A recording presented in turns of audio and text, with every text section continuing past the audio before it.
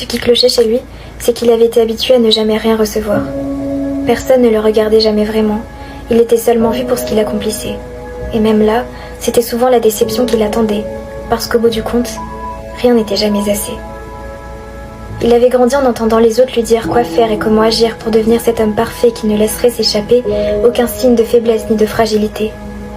Car dans un monde chaotique où la mort guette depuis son trône de larmes et de souffrances, c'était à lui qu'on avait attribué le rôle de bouclier, celui qui supporte tous les coups pour protéger.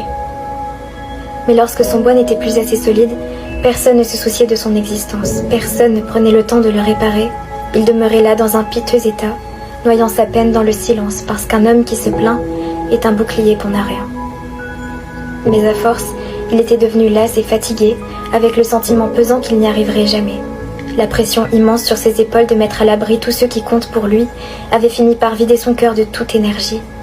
L'enfant débordant de vie et d'envie n'était plus qu'un homme froid, incapable d'aimer et de se laisser aimer, résolu à mener une vie de solitude où tous ceux qui croiseront son chemin se verront déçus de ne trouver en lui qu'un bouclier cassé, ayant seulement besoin d'être réconforté.